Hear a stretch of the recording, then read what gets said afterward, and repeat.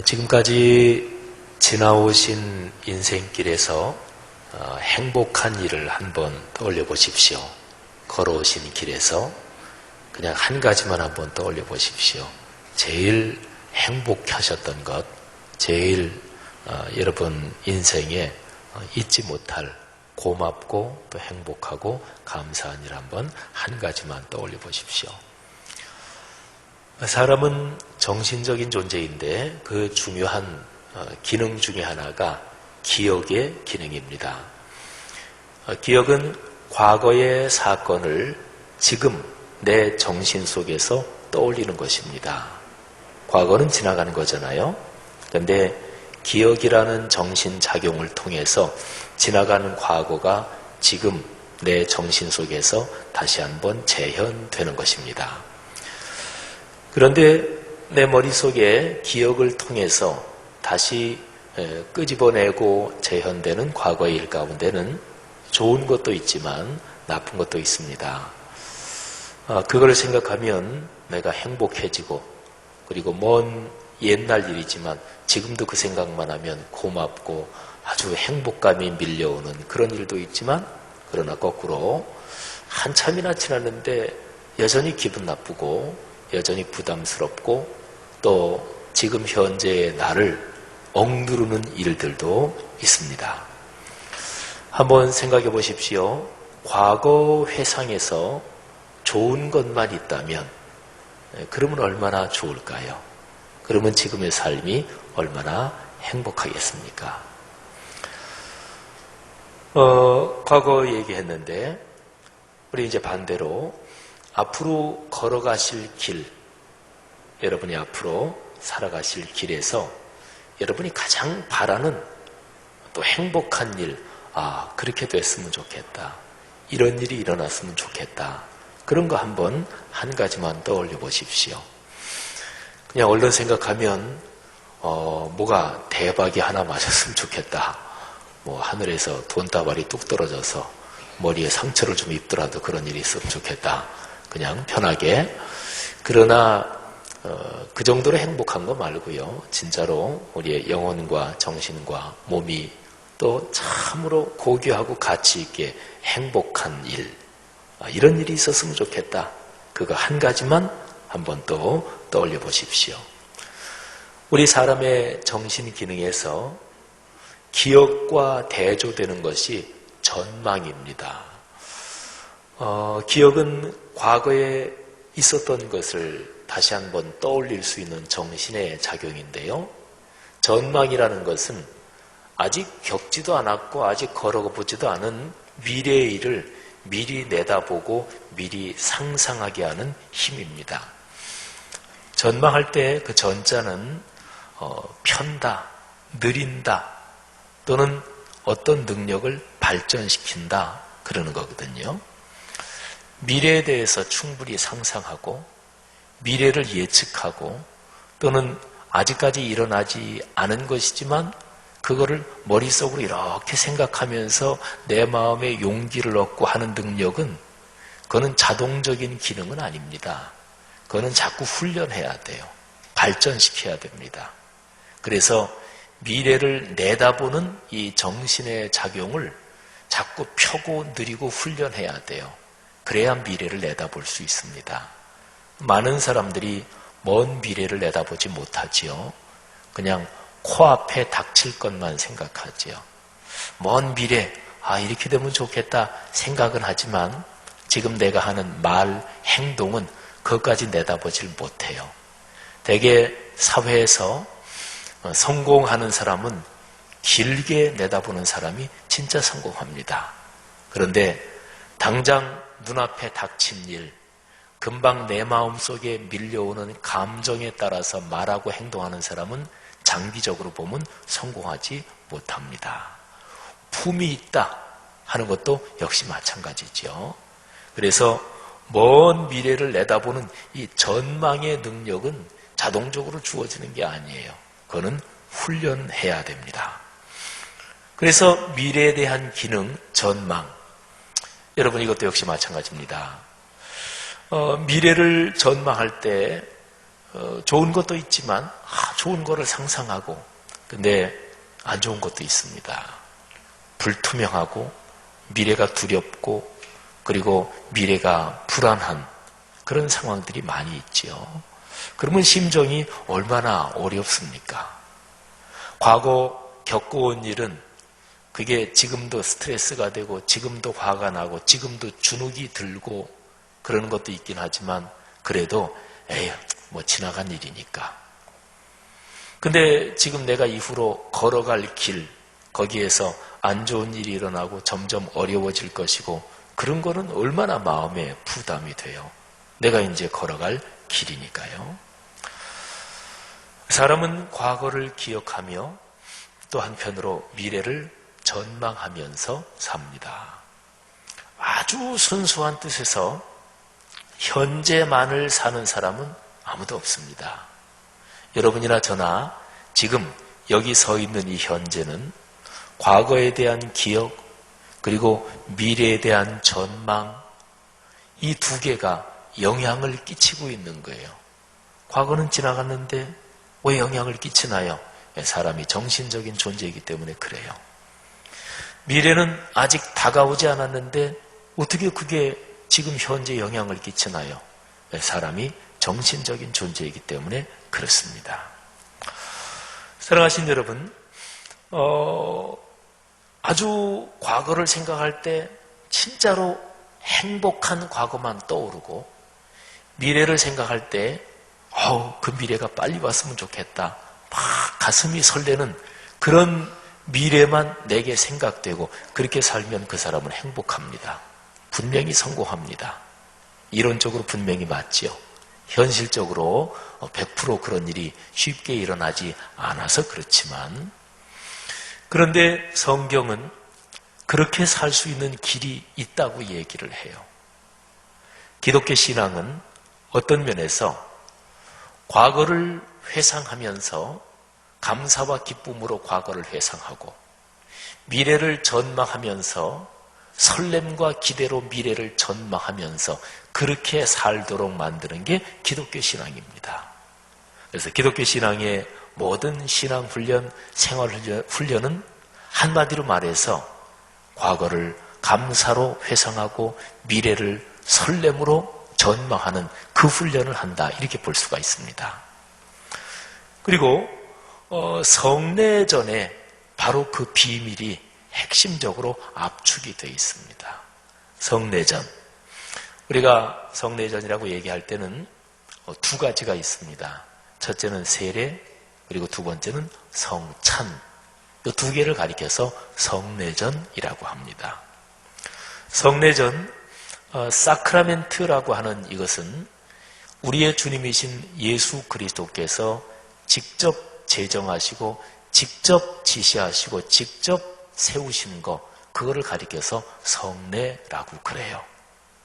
근데 기독교 역사에서 기독교 신앙이 종교화되고 역사에 때가 묻고 그러면서 사람들이 조직을 유지하기 위해서 또는 조직의 헤게모니를 위해서 예수님께서 직접 제정하지 않았는데도 이런저런 거를 성례다. 그래서 이렇게 저렇게 붙여놨어요. 그래서 기독교 역사적으로는 한 7가지 정도까지 성례가 늘어나기도 했습니다. 카톨릭은 성례가 7가지라 그래요. 그래서 칠성사라 그럽니다. 근데 그 성경적으로 잘못됐지요. 성경에 보면 예수님께서 직접 제정하신 거는 딱 2가지예요. 세례 베풀어라. 또 성찬식을 행하면서 나를 기념해라. 이 2가지입니다. 자, 제가 아까 말씀드린 대로 성례전에 그 비밀이 있다 그랬지요. 과거를 감사로 회상하고 미래를 기쁨과 설렘으로 전망할 수 있는 그 비밀이 성례전에 있습니다. 자, 보세요. 세례와 성찬. 세례는 평생 한 번 받아요. 세례는 1회입니다. 성찬은 오늘 우리가 성찬식을 갔는데 성찬은 계속해서 반복됩니다. 그러면 보세요. 성찬에서 제일 중심적인 게 뭔가요? 우리가 세례를 통해서 그리스도와 연합되고 세례를 통해서 하나님의 자녀가 되고 지옥으로 가는 길에서 천국의 자녀로 구원받았다. 이게 세례잖아요. 성찬식은 그 세례의 의미와 세례의 축복을 다시금 자꾸 되새기는 거예요. 그래서 세례를 갱신하는 거예요. 그래서 세례가 과거에 한 번 받았지만 그 세례를 새롭게 지금 여기에서 일어나는 사건으로 경험하게 하는 거예요. 생일, 여러분 출생은 딱 한 번 하잖아요. 근데 매년 생일 축하하잖아요. 그것도 이제 그런 원리죠. 내가 과거에 이 세상에 어머님, 아버님 자녀로 이 세상에 태어난 건 한 번인데 매년 생일을 기념하고 축하하면서 내가 이 세상에 사랑받으며 고귀한 자로 의미 있게 태어나는 것을 다시 한번 생각하고 그래서 갱신하는 거예요. 그래서요, 세례와 성찬 이 두 가지는 서로 상승작용을 일으켜요. 성찬식에서 우리는 위대한 구원의 사건을 다시 한번 되새기고 갱신하고 그걸 다시 한번 감동을 느끼는 거예요. 그래서 성찬이 계속 반복되면서 세례에서 시작된 구원이 점점 더 자라게 되는 것이죠.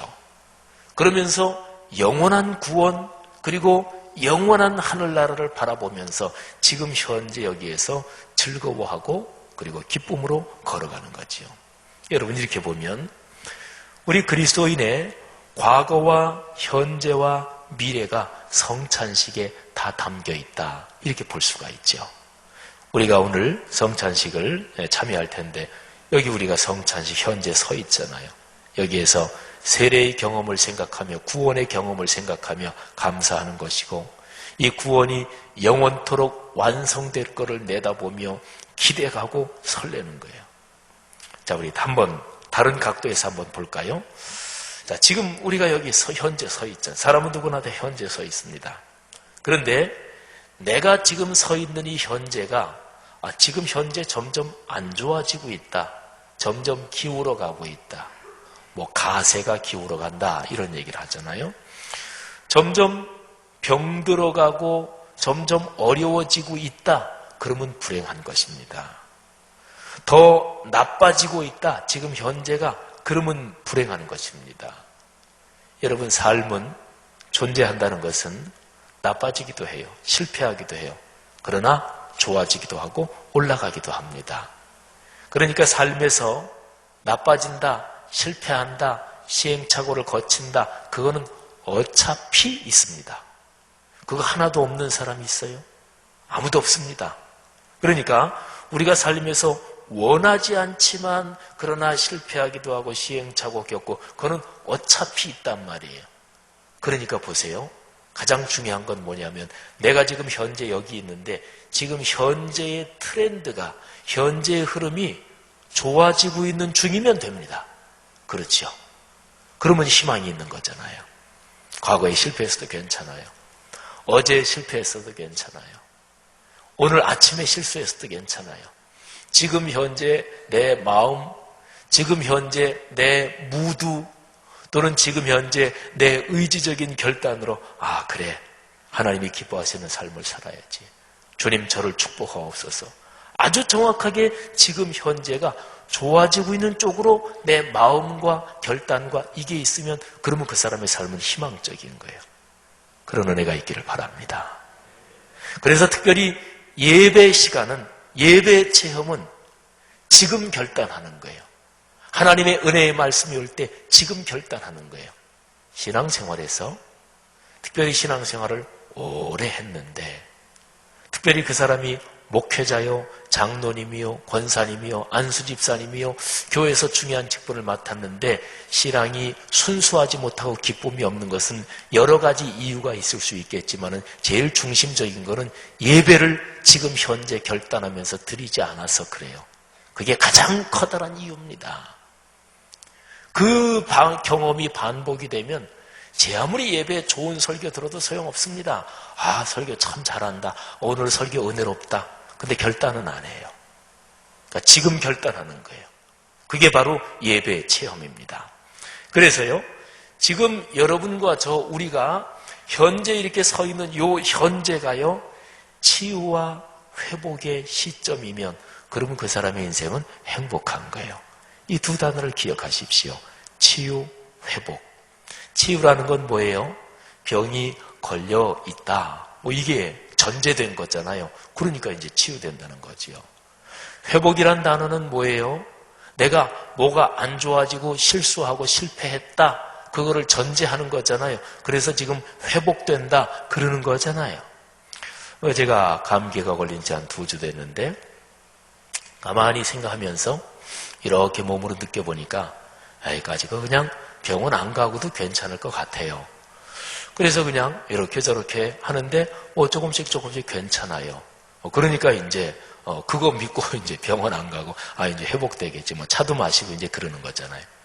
지금 현재 우리가 서 있는 시점이 치유와 회복의 시점이면 됩니다. 제가 정확하게 워딩을 했는데요. 정확하게 제가 문장 구성을 한 걸 한번 읽어볼게요. 지금 여기에 서서 우리는 과거를 돌아봅니다. 회고적으로 바라보는 것이지요. 기독교적으로 보면 우리가 바라보는 그 과거는 구원의 출발 시점을 바라보는 거예요. 거기에서 있는 게 바로 세례지요. 다른 한편으로 지금 우리는 여기에 서서 우리는 미래를 내다봅니다. 과거를 바라보는 게 회고적 바라봄이라면 미래를 내다보는 것은 전망적으로 바라보는 거예요. 그리고 기독교적으로 그거는 구원의 완성인데 그걸 가리켜서 영화라고 그래요. 아주 영광스럽고 영화로운 상태. 그러니까 보세요. 우리가 과거를 회고하면서 바라볼 때 우리는 뭘 바라보는 것입니까? 구원의 출발, 세례의 사건을 바라보는 것이고, 우리가 미래를 전망하면서 내다보는 것은 뭘 바라보는 것입니까? 구원의 완성인데 바로 영광스러운 상태로 바라보는 거예요. 기독교적으로는 이 모든 것이 구원의 흐름이지요. 예수 그리스도 안에서 하나님 아버지를 만나는 것이 구원의 시작이요. 성령님과 함께 삶의 길을 걸어가는 것이 구원의 과정이요. 영원한 천국에 이르는 것이 구원의 완성입니다. 구원의 시작을 칭의, 의롭다고 인정받는다, 칭함을 받는다. 그래서 칭의 또는 의화, 의롭게 된다. 예수 그리스도의 십자가의 공로로. 그래서 구원의 시작은 의화, 구원의 과정은 점점 거룩하게 돼가는 거, 성화, 그리고 구원의 완성은 영광스러운 상태로 되는 거, 영화. 우리 그리스도인은요, 과거를 돌아볼 때 사람은 과거를 기억하고 회상하면서 과거에서 제일 임팩트가 컸던 것을 기억하게 돼 있어요. 과거에서 내 삶에서 제일 충격이 컸던 것, 제일 나에게 쇼크가 됐던 것, 제일 내 정신과 내 삶 속에 깊이 새겨진 것을 기억하게 돼 있어요. 그게 뭔가요? 신앙 논리적으로 따지면 구원의 사건이어야 마땅하지요. 구원의 사건보다 더 큰 거 있습니까? 어떤 돈 많이 번 거 과거 생각하면 구원의 사건은 생각도 나지 않고 그것부터 생각난다고요. 누구한테 당한 거 그것부터 생각난다고요. 구원의 사건이 생각나지 않고 내 과거를 돌아보면서 제일 큰 사건이 누구한테 당한 거다. 그 사람은 분노와 원망을 안고 살아가는 거죠. 과거를 회상할 때 구원의 사건이 아니라 돈 많이 번 사건, 내가 기가 막히게 재밌게 지내던 거, 그게 더 생각이 난다면 세속주의적인 즐거움, 그게 그 사람의 중심에 자리 잡고 있는 거지요. 사랑하신 여러분, 사람은요, 내 신앙이 누구든 완전하진 못합니다. 근데 기독교인은 적어도 자기의 신앙을 계속해서 훈련하고 만들어가는 거거든요. 그래서 내 과거를 돌아볼 때 예수께서 십자가에 달려 나를 위해 돌아가시고 내가 그것 때문에 구원 얻은 것, 주님, 이것이 내 과거에서 가장 소중합니다. 계속 고백하는 거예요. 계속 바라보는 거예요. 성찬식에서 그거 하는 거예요. 그래서 그리스도인은 내 과거, 지나온 과거에서 제일 큰 사건 한 가지만 얘기해라. 예수 믿고 구원받은 거. 제일 기쁜 거 한 가지만 얘기해라. 예수 믿고 하나님의 자녀가 되는 거. 이렇게 되는 거지요. 그리고 미래를 내다보면서 가장 바라는 게 뭐냐? 영원한 천국에 이르는 것. 할렐루야.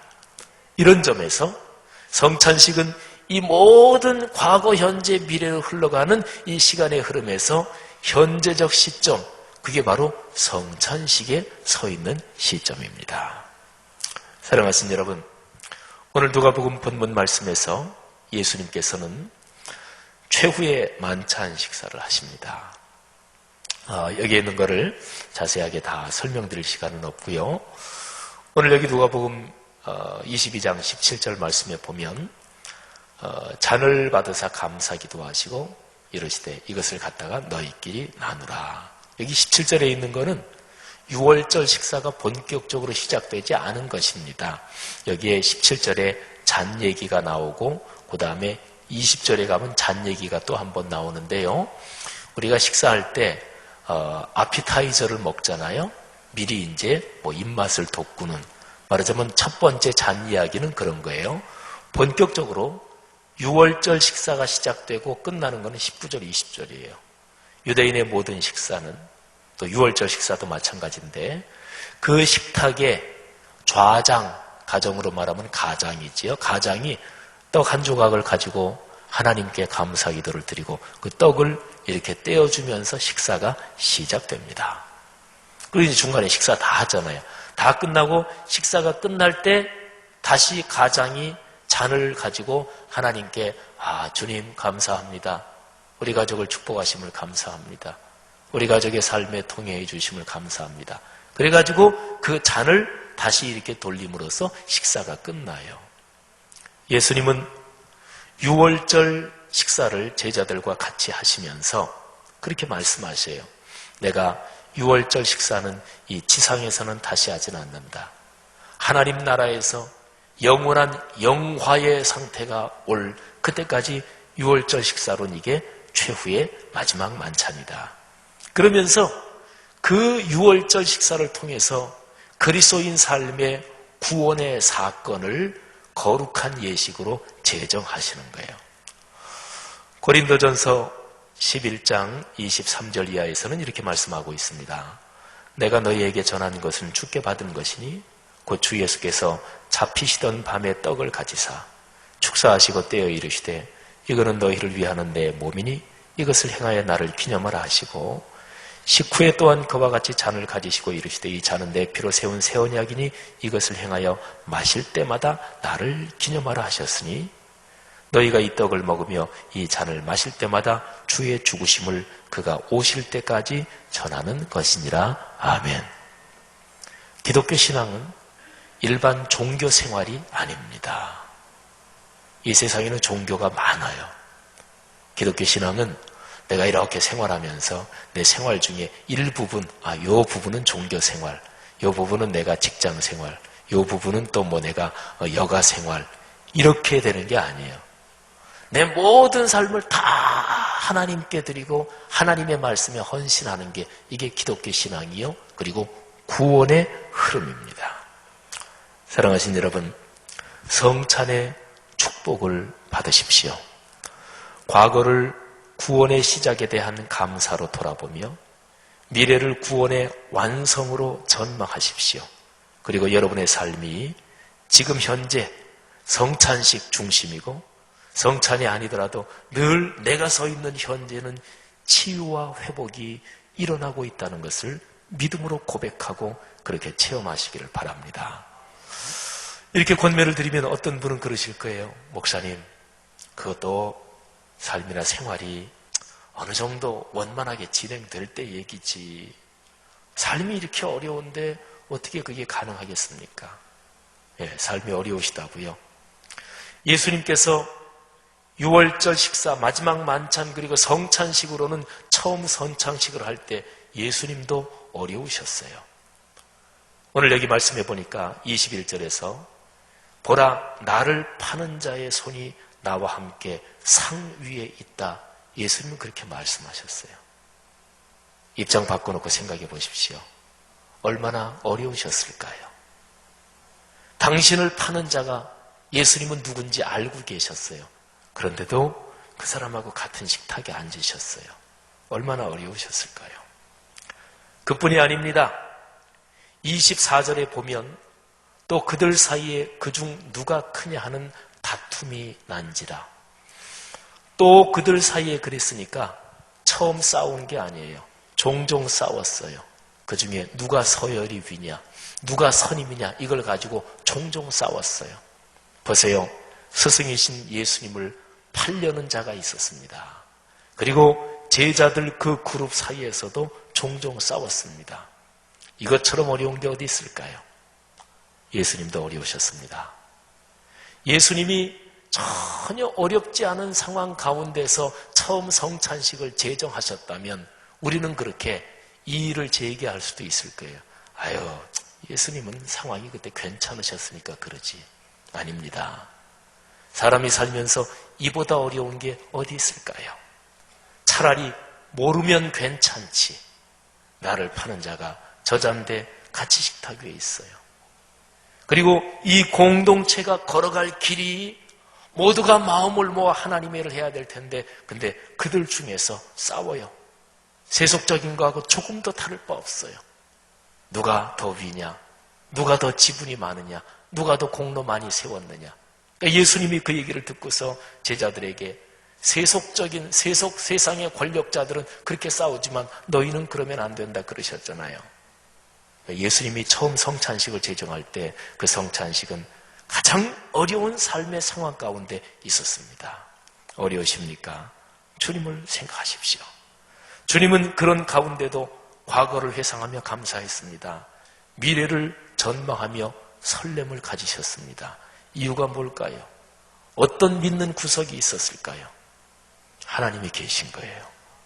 하나님이 우리의 삶 가운데 임재하고 현존하시는 거예요. 이 구원의 첫 경험을 잃어버리면 신앙은 망가집니다. 교회 생활이 오래되고 직분을 받고 또는 특별히 저 같은 목회자 같은 경우는 어떤 면에서 더욱더 이 구원의 경험을, 순수함을 잃어버릴 가능성이 더 많아요. 그래서 오늘 아침에 우리 목회자들 매 주일마다 7시에 기도할 때 제가 자주 강조하는데 오늘 아침에도 그런 기도를 했어요.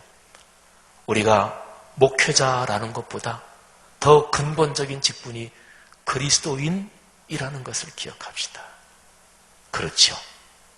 오늘 교구 리더 모임의 특강을 하기 위해서 마틴 루터, 그 위대한 신앙의 선배가 쓴 글을 어제도 읽고 오늘도 다시 이렇게 읽으면서 우리 그리스도인이 받은 모든 성직의 직분은 그게 신분이 아니다. 그거를 다시 한번 읽으면서 깊이 묵상했어요.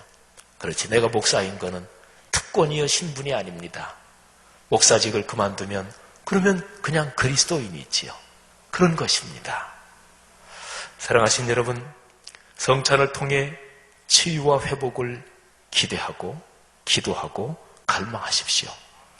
육체의 치료, 마음의 치료, 그리고 영혼의 치료, 그리고 삶 전체가 좋아진다는 것을 확신하시기를 바랍니다. 고린도전서 11장 아까 말씀드린 그 구절 뒤에 보면 이렇게 기록이 되어 있어요. 그러므로 누구든지 주의 떡이나 잔을 합당하지 않게 먹고 마시는 자는 주의 몸과 피에 대하여 죄를 짓는 것이니라. 사람이 자기를 살피고 그 후에야 이 떡을 먹고 이 잔을 마실지니 주의 몸을 분별하지 못하고 먹고 마시는 자는 자기의 죄를 먹고 마시는 것이니라. 그러므로 너희 중에 약한 자와 병든 자가 많고 잠자는 자도 적지 아니하니. 잠자는 자, 이거는 죽는다는 얘기예요. 여러분, 이 말씀은 주님의 거룩한 성찬에 그저 종교적으로 습관적으로 참여하고 마음에 하나님께 대한 고백 없이 참여할 때에 병이 들 수도 있고 죽을 수도 있다. 그런 얘기를 사도 바울은 하고 있는 거예요. 근데 여기에 있는 메시지는 그 얘기를 하는 게 아니라 그 반대로 복을 받으라는 얘기예요. 마음에 진실한 마음으로 주님의 거룩한 몸과 보혈에 참여하면 병든 육체도 치료받을 수 있습니다. 실패와 낙담의 정신적인 좌절에서 다시 한번 용기를 얻을 수도 있습니다. 주님께서 나와 같이 계시고 하늘아버지께서 내 삶에 임재하고 현존하신다는 그 메시지가 성찬의 중심 메시지니까 말이지요. 사랑하시는 성도 여러분들이요, 오늘 성찬식에서 그런 주님의 축복이 넉넉하시기를 주의 이름으로 축복합니다.